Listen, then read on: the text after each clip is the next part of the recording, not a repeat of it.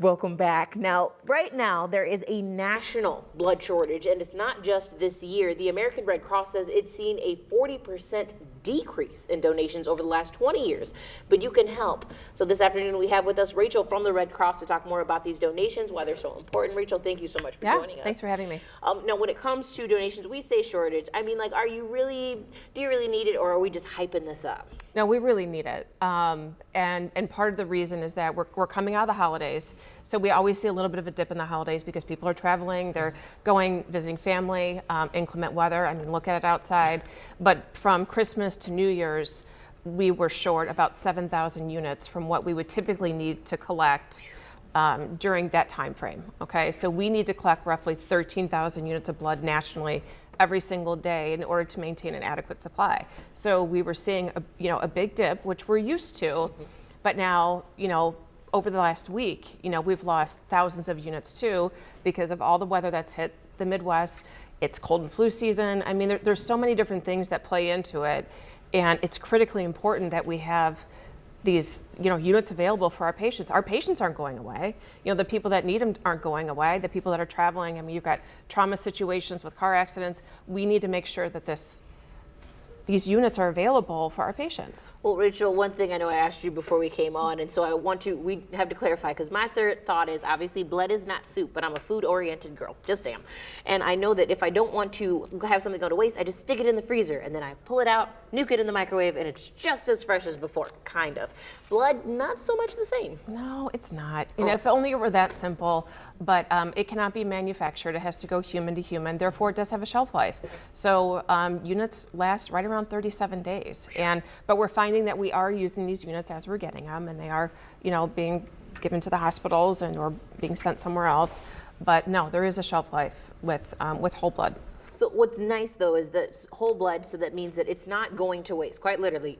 I give it, and then you all obviously do the proper process to clean it, and then it immediately most likely goes to someone before it expires. So we're not wasting any time. This is quite literally something that's an urgent need. Correct. And the cool thing about, we have this app called the Rapid Pass. So it's a free app that you can download to your phone, and you can make your appointments, you can schedule your appointments, you can do your Rapid Pass, which is your history. You have to do a health history the day of when you get there, after you pass like your hemoglobin and all those things.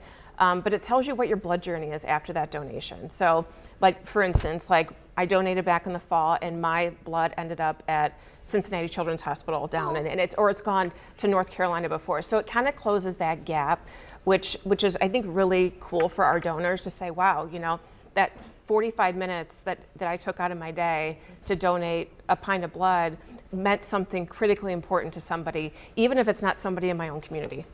Well, what if I don't know my blood type? Isn't it dangerous for me to just be out here just slinging mysterious blood kind of deal? Mysterious blood, yes. So if it's your first time donating, you will find out what your blood type is after that. So. Okay. So we do those things, and then of course there's, unselfishly, there's a little bit of a benefit. So if I donate recently, I know of course there's some sort of give back going on, apart from of course the feeling in your heart. The incentives? Yes. The incentives do bring people in. I believe there is a Super Bowl incentive coming up, but a lot of times there'll be T-shirts, or there'll be other things like you can enter to win a gift card or something like that. But a lot of times it's just people just do it because they're accustomed to doing it. They have a family member that might be needing it, whether they're a cancer patient or whether it touched their lives at some point. Maybe they were a patient at one point as well. Mothers in labor, sometimes, they need to be transfused. So people give for different reasons, but for us, the challenge is inspiring that next generation of givers, because we've seen a big reduction over the past 20 years, and we can attribute some of that to the generation that were the baby boomers. And now that they're getting a little bit older, they might be on medications that might prohibit them from donating, or other reasons why they might not donate. So how do we find that next generation of givers? Because we have to go, human to human. We can't manufacture it. So, for at least the present time, we need to get new donors in the door and have them understand that this is a very safe, process, and the satisfaction of seeing where your blood goes at the end is really very rewarding. So again, it's not just about getting something out of this, but technically speaking, you get something. You knew that your blood went to the Cincinnati Children's Hospital, Right. which is awesome. And then I'm sitting here thinking about, gave birth to my kiddo two years ago, and she definitely needed blood transfusion. So that was important. So, I appreciate those givers. And again, none of this is going to waste. It's very important.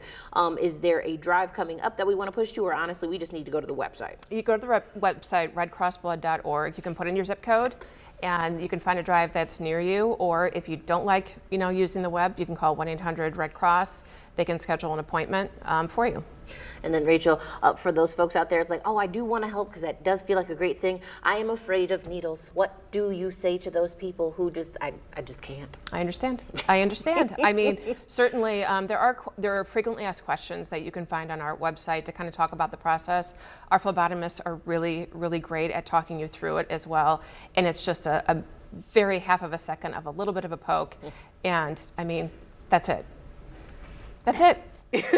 There's really nothing else to it. That's it, because it hurts for like 10 seconds. Just don't watch. I mean, there you go. just don't watch. All right, and then one more time, it goes the phone number that you should call or the website that you should reach. What should you do? redcrossblood.org, and you can put in your zip code. It'll tell you a drive in your area, or call 1-800-RED-CROSS.